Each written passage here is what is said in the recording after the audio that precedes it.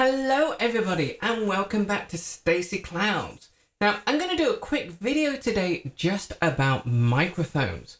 Now you can probably see on the video I'm not wearing my head microphone. I have this one hanging down in front of me, and the fact that the audio is all over the place as I move is one of the reasons why I don't use it, to be honest. It was kind of a stopgap of a microphone for me and it was cheap enough. And it served its purpose. It's certainly not a bad microphone, but it doesn't really fit how I talk and how I move when I talk. So time for something new. Now, a few weeks ago, I gave a presentation and the organisers were kind enough to give me a gift voucher for Amazon. And I was like, okay, it's a gift voucher. I can splurge, I can treat myself. And there's two things that I really wanted for the streaming setup. One was a second camera, because my build cam for Lego is really not the best. And the other one is a microphone, because I want to see whether or not I can get better sound without having to wire myself up, which is, let's face it, a bit of a nightmare. I opted for the microphone, hence doing this video. So let's see what I treated myself to. After doing an amount of research, looking for the budget that I had, this Podmic from Rode actually came out absolute tops. And a lot of the comparisons and reviews that I've seen, they've even been comparing it to microphones 3-4 times the price of this one. And it comes out exceedingly favourably. Now, one of the reasons why I'm using this microphone now is so I can have a direct comparison between how this one sounds and how the other one sounds, both before and after tuning. Right now, my DBX286 is kind of set up for how I like the sound out of this one, but it's also how I like the sound out of this one when I'm talking directly to it and trying to get the best sound possible. What I'm hoping for the new microphone is being able to get a more natural sound and better sound without actually having to work too hard at the microphone itself. So, first thing, let's have a look what we have in the box, and then we'll get on with actually flipping it over. Now, I've got to say, this is a beautiful package that it comes in. It feels really high quality. The thing actually just feels high quality anyway. The weight of the microphone is extraordinary. I hope my boom is able to hold it. That's one thing that I'm really concerned about. The other thing that I love is there's actually very little plastic in here. There's a little more plastic than I would like, but there's very little plastic inside the box, and I wish we could see that more often. So what plastic is there? And yes, I have already opened this box. There's just one plastic bag on the inside to protect the microphone in transport.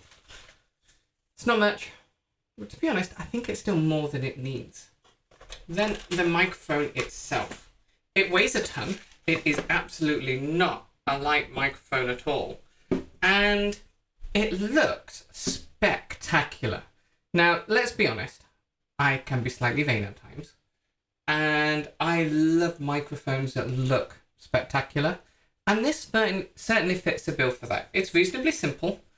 It's kind of a classic microphone design with the way the metal goes around the rail at the front. It has a built-in pop filter, so I'm going to try it without the pop filter I have in front of me to see what that does.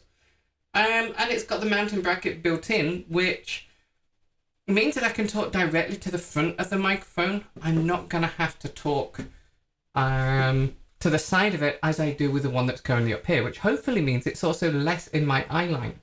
I've got several monitors in front of me, and right now I can only see one of them without ducking around the microphone. I'm hoping I can have this one just raised a little bit higher, and I can point it down and it still reacts well enough with my voice so I can actually still see the microphones on this side of the monitors on this side of the room. Right, that's it out of the box. That is the entire unboxing. There's nothing else in there except for this substantially heavy microphone. So let's pause the video a second, get the microphone switched over, and see how they sound.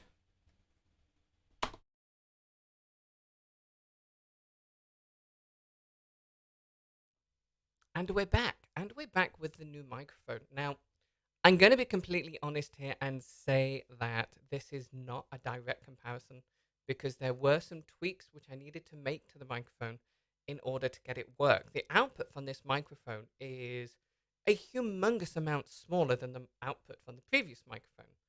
The previous one was a condenser microphone. It had the 48 volt phantom power going into it, and the whole setup was for the output of that. This new one, it's not outputting the same level of sound. Gotta say, doing my practice runs before I restarted the video, you can actually get it to sound quite nice, even with the sound as it is right now. But what I'm going to do next, now that I have this comparison, is to pause the video once again. And when I come back, I'm going to have set up my input for this microphone and see whether or not we can fine tune it and get it to be just a little bit better. See you in a few minutes. And we're back. And the microphone, the position has been moved. I can now see all of my monitors, which I really adore. This is totally what I wanted from it.